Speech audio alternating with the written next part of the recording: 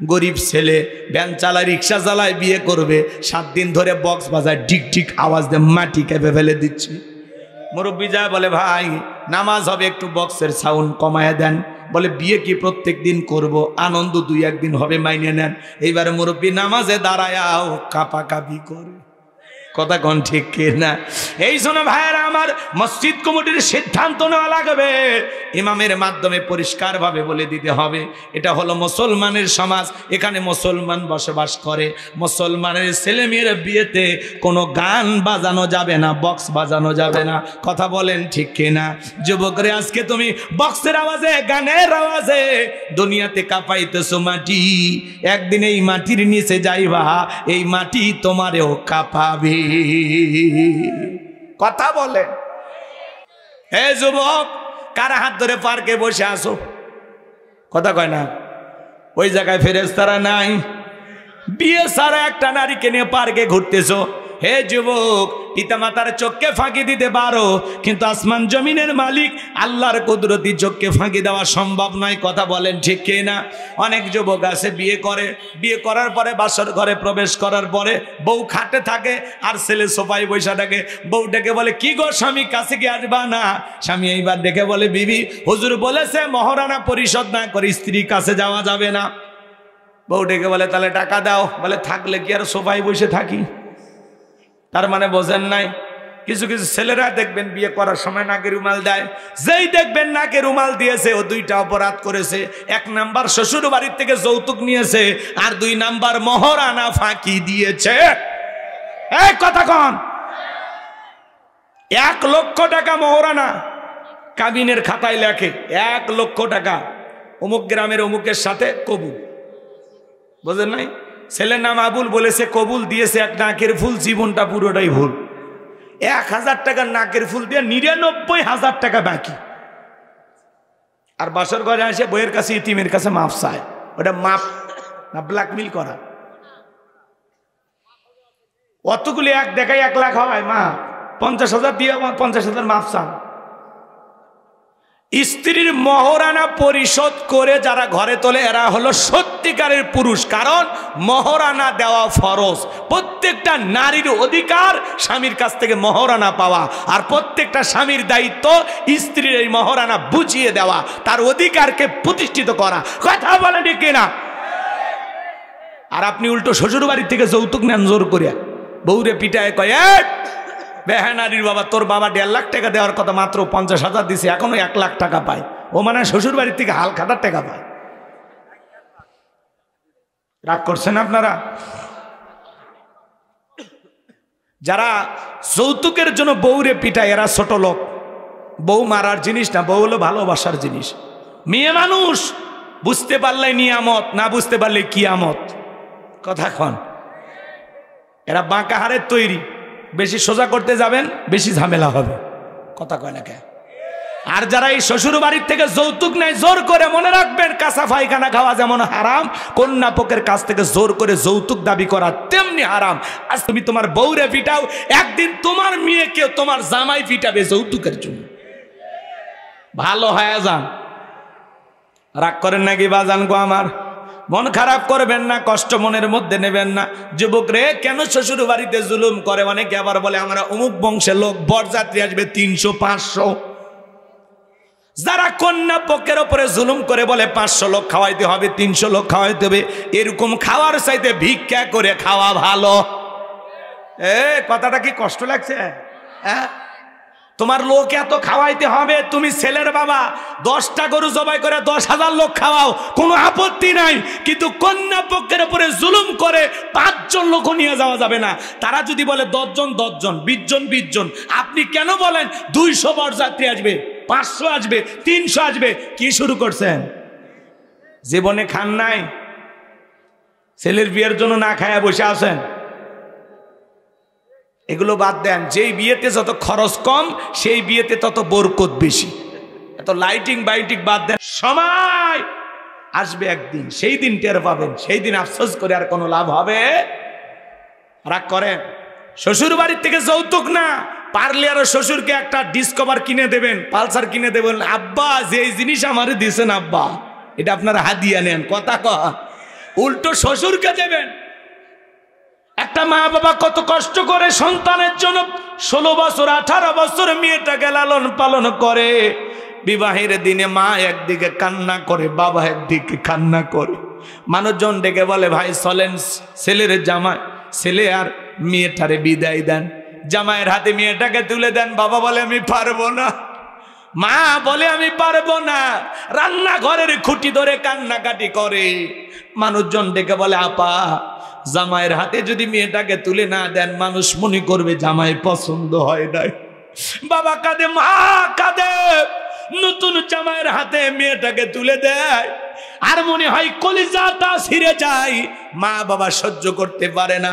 18 বছরে 20 বছর মেয়েটাকে লালন পালন করলো, চেনা নাই জানা নাই। তোমার মতো একটা পরিচিত ছেলের হাতে তাদের কলিজাটা ছিঁড়ে তুলে দিচ্ছে। যুবকরে, সেই শ্বশুর শাশুড়ির উপরে জুলুম করা যাবে না। তারা অজ্ঞান হয়ে পড়ে যায়, জ্ঞান ফিরে পায় না।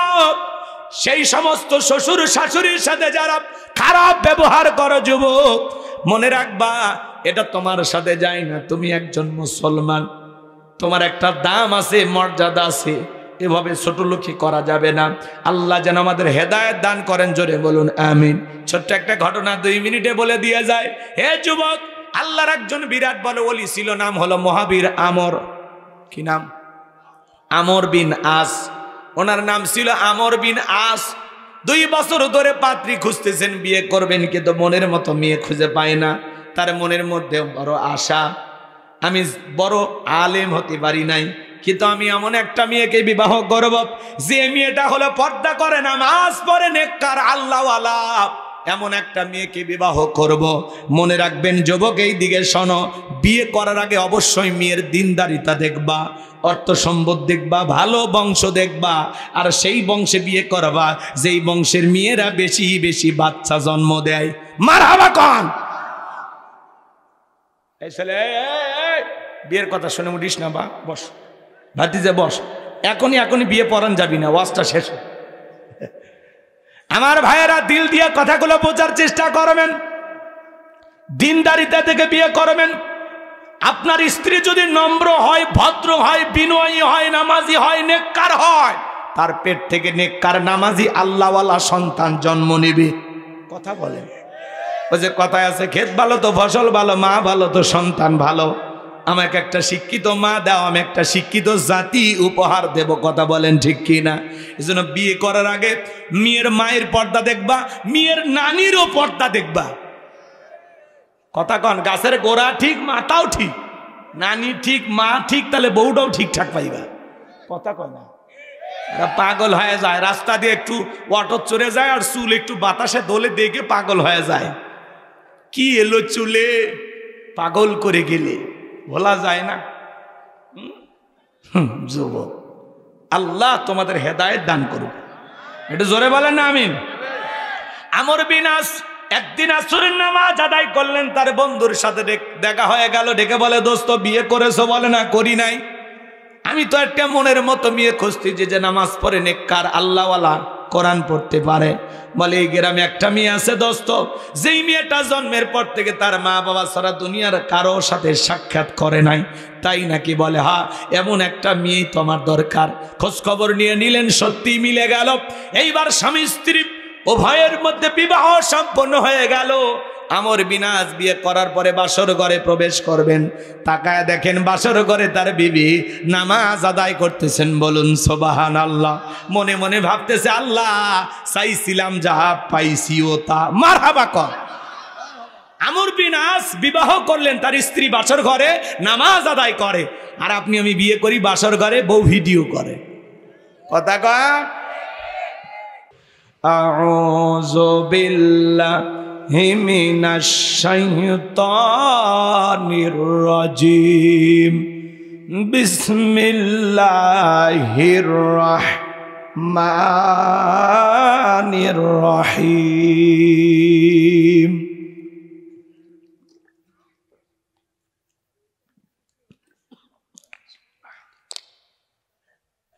বিতাড়িত মোর্দার শয়তানের কাছ থেকে আল্লাহ পাকের কাছে আশ্রয় প্রার্থনা চাচ্ছি। পরম কোন অসীম দয়ালু আল্লাহ তাআলার নামে শুরু করছি। যে কোনো কাজ কার নামে শুরু করব? আল্লাহর নামে কাজ শুরু করলে কল্যাণ আছে না নাই? সম্মানিত ভাইয়েরা আমার, আমার আল্লাহ রাব্বুল আলামিন বলেন কুল্লু নাফসিম বিমা কাসাবাত রহিনা। জোরে বলেন আল্লাহু আকবার। এটা জোরে আওয়াজ দিবেন আল্লাহু আকবার। আমি করবো আওয়াজ, আপনারা দেবেন আওয়াজ, জবাব দিবেন ঠিক ঠিক, আলোচনা হবে কমপ্লিট। শ্রদ্ধাদের স্পিরিটে বারে বক্তার হিট, আলোচনা হবে জায়গা মতো ফিট। আগে বলতাম কিছু আজ প্যান্ডেলে, কিছু আজ অ্যাঙ্গেলে, এখন আর অ্যাঙ্গেলে না, যা বলবো সব ডাইরেক্ট। অ্যাঙ্গেলে বলার দিন শেষ, ডাইরেক্ট বলার বাংলাদেশ। কথা বলে ঠিক কি না? একটু অপেক্ষা করেন, নিরাশ হবেন না। যুবক যারা আছো মন খারাপ করো না, তোমাদের জন্য স্পেশাল আলোচনা আমার মাথার মেমোরিতে সেভ করা আছে, সময় মতো ডাউনলোড দিয়ে শোনায় দেব। মহিলা প্যান্ডেলে যারা বসে আছেন মা, আপনারা একেবারে মন খারাপ করবেন না। আপনারা ভাবতেছেন হুজুরের সামনে পুরুষ আছে, মনে হয় হুজুর পুরুষদেরই ওয়াজ করবে, আপনাদের আলোচনা করবে না। না মা, আপনাদের আলোচনা যদি না করি তাহলে আলোচনা পূর্ণতা পাবে না। কথা কর। এই জন্য মা বোনদের জন্য স্পেশাল কিছু আলোচনা বরাদ্দ আছে, সময় মতো আমি শোনায় দেব ইনশাআল্লাহ। সম্মানিত ভাইয়েরা আমার, আমার আল্লাহ রাব্বুল আলামিন বলেন কুল্লু নাফসিম বিমা কাসাবাত রহিনা। আল্লাহু আকবার। আমার আল্লাহ রাব্বুল আলামিন বলেন প্রত্যেকটা ব্যক্তি তার নিষ্কৃত কর্মের কাছে দায়বদ্ধ, নিজের কৃত কর্মের কাছে আবদ্ধ। কুল্লু নাফসিম বিমা কাসাবাত রহিনা। প্রত্যেকটা ব্যক্তি তার নিষ্কৃত কর্মের কাছে আবদ্ধ। আপনার জীবনের কৃত কর্ম হিসাবে আপনাকেই দিতে হবে। আপনার ছেলে দেবে না, মেয়ে দেবে না, স্ত্রী দেবে না, সন্তান দেবে না, এ বাজান আপনার গ্রামবাসী দেবে না, আপনার দেশ দেবে না, আপনার দল দেবে না। আপনার জীবনের কৃতকর্মের হিসাব একদিন আপনাকেই দিতে হবে। কার কাছে? আর একটু জোরে বলেন কার কাছে? এই জন্য আল্লাহ তাআলা বলেন কুল্লু নাফসিম বিমা কাসাবাত রহিনা। প্রত্যেকটা ব্যক্তি তার নিষ্কৃত কর্মের কাছে আবদ্ধ। আপনার জীবনের কৃতকর্মের হিসাব আপনাকে দিতে হবে। এই আয়াতের ব্যাখ্যায় তাফসীরি কারকরা লিখেছেন যার কৃতকর্ম হলো সৎ, এই দুনিয়ার জমিনে যা সৎকৃত কর্ম করবে, এ সৎকৃত কর্মের ফলাফল হলো জান্নাত। সুবহানাল্লাহ বল। আর যার কৃতকর্ম হলো মন্দ, অসৎকৃত কর্ম করবে, মন্দ কৃতকর্ম করবে, এই মন্দ কৃতকর্মের ফলাফল হলো জাহান্নাম। কথায় আছে না, যেমন কর্ম তেমন ফল। বিশ্বাস না হয় করিয়া দেখো, বেহেশত ৮ দোজখ ৭, বিশ্বাস না হয় মরিয়া দেখো। তো আপনার জীবনের কর্ম অনুযায়ী আল্লাহ আপনাকে ফল দেবে। যদি আপনার কৃতকর্ম ভালো হয়, আপনার জীবনের কর্মকাণ্ডগুলো ভালো হয়, এই ভালো ফলাফল জান্নাত। আর যদি মন্দ কৃতকর্ম হয়, বাজে কৃতকর্ম হয়, অশ্লীল নোংরা কৃতকর্ম হয়, তাহলে আপনার এই মন্দ কৃতকর্মের ফলাফল জাহান্নাম। সহজ হিসাব। রাগ করবেন না বাজান গো আমার। এই যে ক্যামেরা দিয়ে আলোচনাগুলো রেকর্ড করা হচ্ছে, 6 মাস পরে ক্যামেরার একটা মেমোরি আছে, যদি মেমোরিটা ঠিক থাকে আবার ওই আলোচনা দেখা যাবে বাজান। দুনিয়ার মানুষের কাছে ক্যামেরা দিয়ে রেকর্ড করার কথা যদি মনে হয়, আসমান জমিনের মালিক যে আল্লাহ তাআলা আপনাকে আমাকে সৃষ্টি করেছেন, সে আল্লাহর কাছে এই জ্ঞান আছে না নাই? জোরে বলেন বাজান, আছে না নাই? এই জন্য আপনার আমার জীবনের কৃতকর্মগুলো রেকর্ড করা হচ্ছে। কিরামান কাতিবিন ইয়ালামুনা মা তাফআলুন। সম্মানিত 2 জন লেখক সদা সর্বদা আপনার আমার জীবনের ডায়েরিটা লিখতেছে। দিনের আলোতে রাতের আধারে গোপনে প্রকাশ্যে আপনি আমি যা করতেছি বাজান, প্রত্যেকটা কথা, প্রত্যেকটা কৃতকর্ম রেকর্ড করা হচ্ছে। আল্লাহ ডেকে বলেন মায়াল ফিজু মিন কাউলিন ইল্লা লাদাইহি রাকিবুন আতীদ। বান্দা এমন কোনো কথা বলে না যে কথা রেকর্ড করার জন্য, যার এই কর্মকাণ্ড রেকর্ড করার জন্য আমার ফেরেশতারা নাই। সরকারে যেরকম ডিবি থাকে, সিআইডি থাকে, আল্লাহর গোয়েন্দা বাহিনী ফেরেশতা আছে না না? আপনি আমি যা যা করতেছি বাজান, সব কৃতকর্মগুলো রেকর্ড করা হবে। কঠিন কিয়ামতের ময়দানে আল্লাহ তাআলা আপনার আমলনামা নিজের হাতে ধরিয়ে দেবেন। নিজের আমলনামার কিতাব দিয়ে আল্লাহ বলবেন ইকরা কিতাবাকা, আজকে তোমার কিতাব তুমি পড়ো, তোমার হিসাব দেওয়ার জন্য তুমি নিজেই যথেষ্ট। সেদিন মানুষ নিজের আমলনামা পড়বে আর আফসোস করে বলবে লা ইগাদিরু সগীরাতাও ওয়ালা কাবীরাতান ইল্লা আহসাহা। এত বড় আশ্চর্যজনক একটা কিতাব, যেখানে ছোট কথাও লেখা বাদ যায় নাই, বড় কথাও লেখা বাদ যায় নাই। মানুষ নিজের আমলনামা পড়বে আর অবাক হয়ে যাবে। আপনি দিনের আলোতে যা করেছেন, রাতের আধারে যা করেছেন, গোপনে প্রকাশে যা করেছেন, আপনার জীবনের প্রত্যেকটা কৃতকর্ম আমলনামার ভিতরে লিপিবদ্ধ করা হয়েছে। কথা বলেন, যা যা করেছেন সব রেকর্ড করা আছে।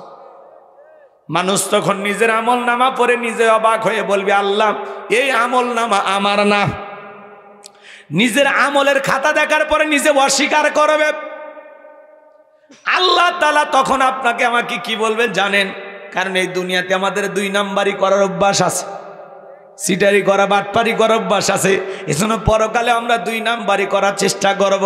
তখন আল্লাহ তাআলা ডেকে বলবে, বান্দা জমিন সাক্ষী দিল, বিশ্বাস করলা না, নিজের আমলনামা নিজের হাতে ধরে দিলাম, তাও তোমার বিশ্বাস হইল না। এবার তুমি অপেক্ষা করো, কিভাবে সাক্ষী দিতে হয় আমি আল্লাহ ব্যবস্থা করে দিতেছি। এই জন্য আল্লাহ রাব্বুল আলামিন বলেন, আল ইয়াউমা নাখতিমু আলা আফওয়াহিহিম ওয়া তুকাল্লিমুনা আইদিহিম ওয়া তাশহাদু আরজুলুহুম বিমা কানু ইয়াকসিবুন। সেদিন আল্লাহ তাআলা আপনার আমার জবানে মোহর লাগিয়ে দিবেন। আপনার হাত আপনার বিরুদ্ধে সাক্ষী দেবে, আপনার পা আপনার বিরুদ্ধে সাক্ষী দেবে, আপনার দেখে অঙ্গ প্রত্যঙ্গ চক্ষু আপনার বিরুদ্ধে সাক্ষী দেবে। এই হাত দিয়া ভালো কাজ করলে সেটাও বর্ণনা করবে হাত, আবার এই হাত দিয়া মন্দ কিছু করলে কার অন্না ধরে টান দিয়েছেন, কার পুকুরে বিষ দিয়েছেন, এই হাত দিয়া কলমের খোসা দেওয়া নিরপরাধ কোন মানুষকে ফাঁসি রায় দিয়েছেন, মিথ্যা মামলা লেগেছেন। আপনি জীবনে যা যা করেছেন বাজান, আপনার হাত আপনার বিরুদ্ধে সাক্ষী দেবে, পা আপনার বিরুদ্ধে সাক্ষী দেবে, আপনার চোখ আপনার বিরুদ্ধে কথা বলবে। চশমা ফাঁকি দিয়া উপর দিয়ে কি দেখেছিলেন? চশমা আছে না, চশমার উপর দিয়েও দেখে আছে না? না, আপনি আমি যা করতেছি সব রেকর্ড করা হয়েছে, লিপিবদ্ধ করা হয়েছে। সংক্ষিপ্ত কথা একটু বলে দিয়ে যায়, একটু উদাহরণ দিয়ে কথা বললে বুঝবেন ভালো। আমি কি বলবো না রাগ করেছেন? লিল্লাহি তাকবীর। তাফসীর করতে হলে স্পষ্ট করে ব্যাখ্যা দিতে হবে, খুলে খুলে বলতে হবে, বিভিন্ন উদাহরণ দিয়ে আপনাকে বুঝাইতে হবে, তাহলে আপনি বুঝবেন। শোনেন, চলেন আপনার মসজিদের হুজুরের কাছে যাই, হুজুর দিয়ে শুরু করি। শোনেন, ওই হুজুরের কাছে একজন 50,000 টাকা দিয়ে বলতেছে, হুজুর 50,000 টাকা মসজিদে দিলাম, কাউরে বলার দরকার নাই, আমি গোপনে দান করলাম। এই যে হুজুরের হাতে 50,000 টাকা দিচ্ছে, এই জায়গায় ফেরেশতারা নাই? এটা জোরে কর, ফেরেশতা আসে না? আসে।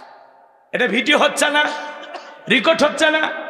আচ্ছা, এখন হুজুর যদি চিন্তা করে ওই ব্যক্তি তো গোপনেই দান করলো না, আমটাও বলতে বললো না, যে বেতন দেয় দরকার নাই, মসজিদে দেওয়ার দরকার নেই, ওটা নিজের মনে করে যদি কোনো হুজুর খরচ করে, বলেন তো বাজান, ফেরেশতারা বলবে থাক, হুজুর মানুষ অনেক কষ্ট করে আজান দেয়, ইমামতি করে, এই 50,000 লেখার দরকারই নাই। কি ফেরেশতারা ছাড় দেবে? জোরে বলেন, ছাড় দেবে? দেবে না।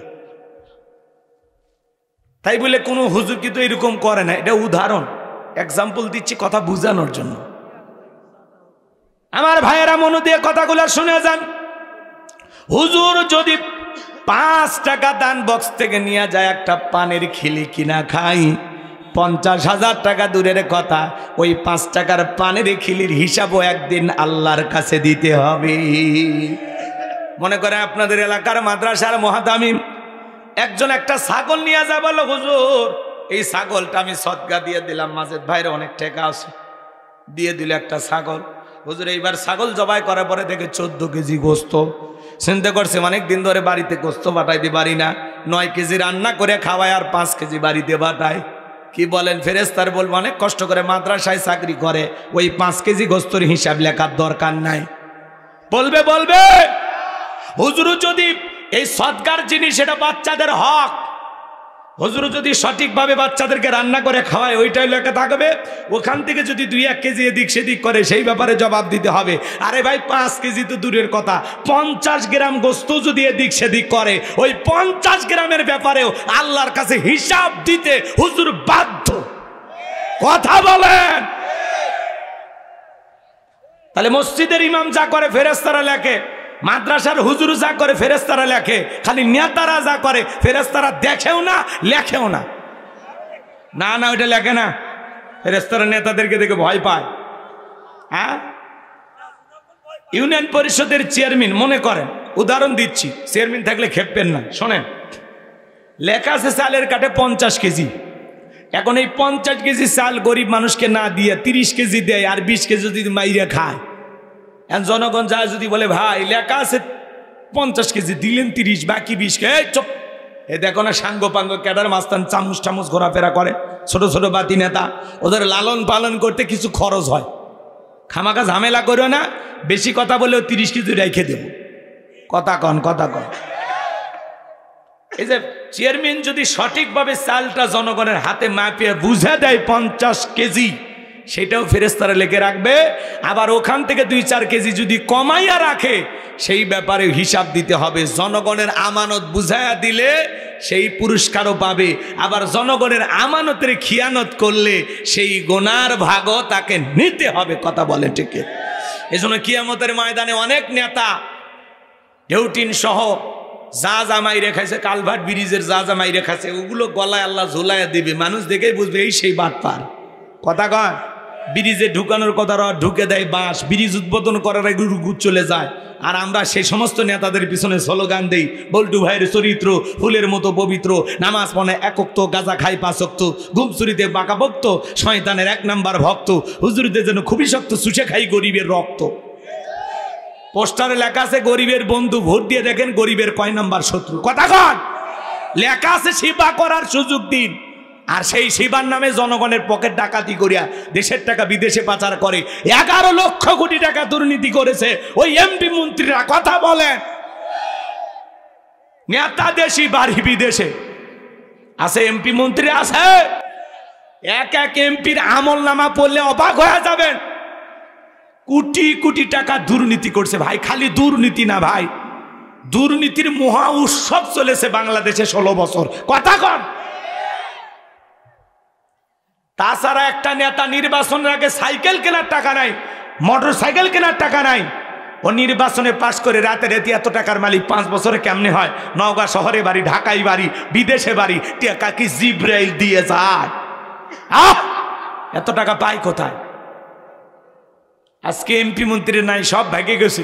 5-10 কোটি টাকা দামের গাড়িগুলো গ্যারেজে পড়ে আছে, এমপি মন্ত্রী নাই। হাজার হাজার বিঘা জমি জোর করে দখল করেছিল, আজকে জায়গা জমি পড়ে আছে, এমপি মন্ত্রী নাই। আছে আছে? এমপিরা সব কোথায় গেল, মন্ত্রীরা সব কোথায় গেল, কোথায় কাদের কাকা? ওদের সারা দেশটা এখন লাগে ফাঁকা ফাঁকা। পালাবো না, পালাবো না, পালাবো না, যাই না তাদের দেখা। ওদের সারা দেশটা এখন লাগে ফাঁকা ফাঁকা। আইন মন্ত্রী আটকে গেল আইনেরই ফাঁকে, দাঁড়িয়ে সারা দরবেশটারে ভণ্ড ভণ্ড লাগে। শুনেছি ভাই কত নেতা নেত্রী খাইতেছে ভাই ডান্ডা, বিচারপতি কালামানিকের ফাটিয়েছে নাকি আন্ডা। এটা আমার খবর না, মিডিয়ার খবর। এই বিচারপতি শামসুদ্দিন মানিক আল্লামা সাইদি হুজুরকে মৃত্যুদণ্ডের রায় দিয়েছিল। কথা বলে ঠিক না? আমরা বলতে চাই ওই একই ট্রাইব্যুনালে কুখ্যাত কালামানিককেও মৃত্যুদণ্ডের রায় দিতে হবে। কথা বলে ঠিক কিনা? এই বিচারপতি শামসুদ্দিন মানিক রাজাকারের বাচ্চা বলে ছাত্র আন্দোলনে সবাইকে গালি দিয়েছিল।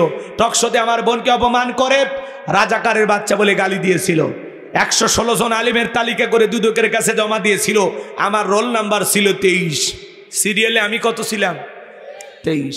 যারা আলেমদের তালিকা করেছিল বিনা তালিকায় আজকে জেলখানায় ঢোকায় দিয়েছেন তিনি কে? তাহলে কার খেলা? জোরে বলেন। পলকের ঝলক গেল, পলকের ঝলক গেল, থামিয়ে নেটের চাকা। ওদের সারা দেশটা এখন লাগে ফাঁকা ফাঁকা। কোথায় গেল সংসদেতে মমতাজের গান? কোথায় গেল হজরত বলা স্বামী মুসমান? 70 রাকাত তাহাজ্জুদ পড়তো, বীরের পর আল্লাহর ওলি দাবি করতে 41 সাল পর্যন্ত টিকে থাকার স্বপ্নও দেখেছিল। 24 সালের 5 আগস্টে ভাগ্যে কি আছে আল্লাহর ওলিরা জানতো না। মাইক পেলে বলতো খেলা হবে, খেলা হবে। আজকে পুরো বাংলাদেশের মাঠ পরে আছে, কিন্তু ওই খেলোয়াড়রা নাই। আর একজনের শরীরই চলে না, তাও বলতো খেলা হবে। এই লোকটাকে আমি খুব মিস করি। চেহারাও দেখা যাচ্ছে না, কই যে লুকে আছে খবরও পাওয়া যাচ্ছে না। কি নিরুদ্দেশ হয়ে গেছে। সোনা তোমরা একটু মুখটা দেখাও, কে কোথায় আসো? কথা কন, কথা কন। ওদের চেহারা দেখতে মনে চায়, কিন্তু ওরা যে কই লুকাইছে আল্লাহই ভালো জানে। সম্মানিত ভাইয়েরা আমার, মন খারাপ করছেন নাকি আপনারা? তাহলে নেতা জাকিত কর্মে করার বাজান, উনি যদি চেয়ারম্যান হওয়ার পর এলাকায় মাদক বন্ধ হয়, অশ্লীলতা বন্ধ হয়, গান বাজনা বন্ধ হয়, সমাজের মানুষের যদি সুদিন ফিরে আসে, ভালো ভালো কাজ যদি করতে পারে, সামাজিক উন্নয়নে যদি অগ্রণী ভূমিকা পালন করতে পারে, এর পুরস্কারও চেয়ারম্যান সাহেবকে আল্লাহ দেবেন। আর উনি যদি নেতা হওয়ার পর এলাকায় দুর্নীতি বেড়ে যায়, লুটপাট বেড়ে যায়, মাদকের আসর বেড়ে যায়, নেতা যদি নিজেই মাদক ব্যবসায়ী হয়ে যায়, বলেন তো বাজান এই ব্যাপারে নেতাকে আল্লাহর কাছে হিসাব দিতে হবে কিনা?